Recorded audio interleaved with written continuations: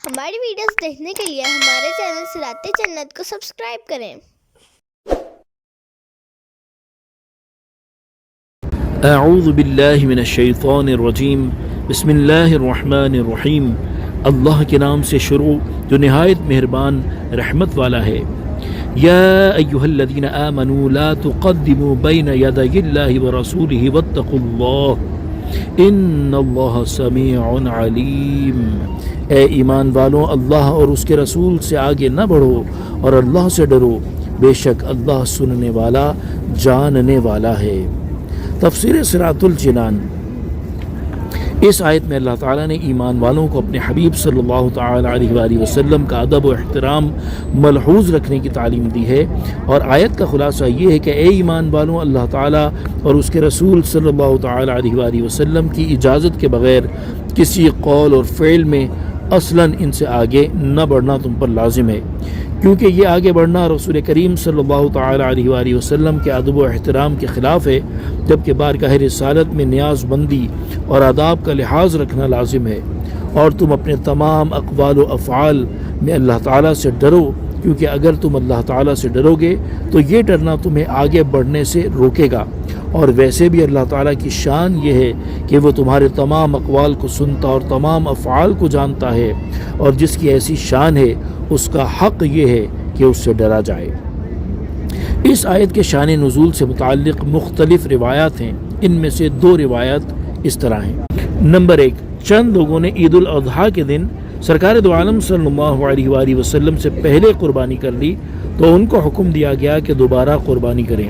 Number 2، حضرت عائشہ رضی اللہ تعالی عنہا سے مروی ہے کہ بعض لوگ رمضان سے ایک دن پہلے ہی روزہ رکھنا شروع کر دیتے تھے۔ ان کے بارے میں یہ آیت نازل ہوئی اور حکم دیا گیا کہ روزہ رکھنے میں اپنے نبی صلی اللہ تعالی علیہ وآلہ وسلم سے آگے نہ بڑھو۔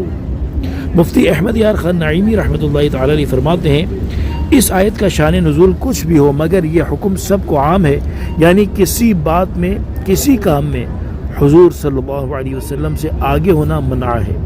اگر حضور صلی اللہ علیہ وسلم کے ہمراہ راستے میں جا رہے ہوں تو آگے آگے چلنا منع ہے، مگر خادم کی حیثیت سے یا کسی ضرورت سے اجازت لے کر چلنا منع نہیں۔ اگر ساتھ کھانا ہو تو پہلے شروع کر دینا ناجائز۔ اسی طرح اپنی عقل اور اپنی رائے کو حضور علیہ السلام کی رائے سے مقدم کرنا حرام ہے۔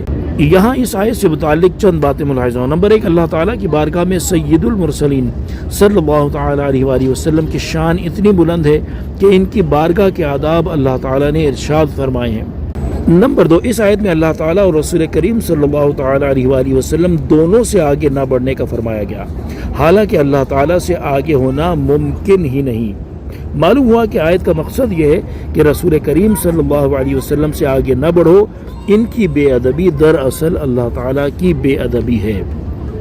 نمبر 3، حضور پر نور صلی اللہ علیہ وسلم کے خادم کی حیثیت سے یا کسی ضرورت کی بنا پر آپ سے اجازت لے کر آگے بڑھنا اس ممانعت میں داخل نہیں ہے۔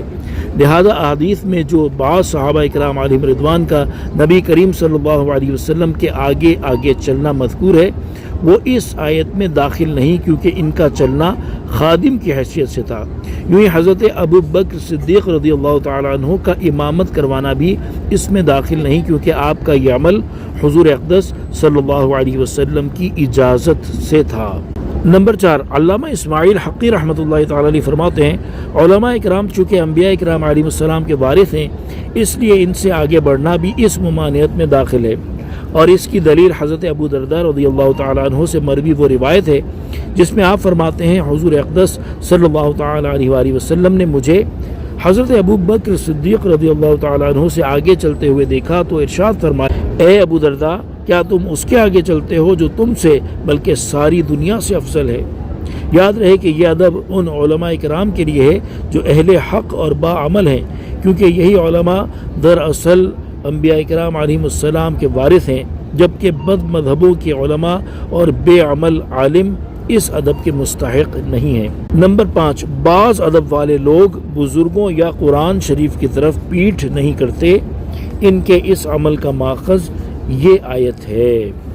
صلو علی الحبیب صلی اللہ تعالی علی محمد صلی اللہ تعالی علیہ وآلہ وسلم۔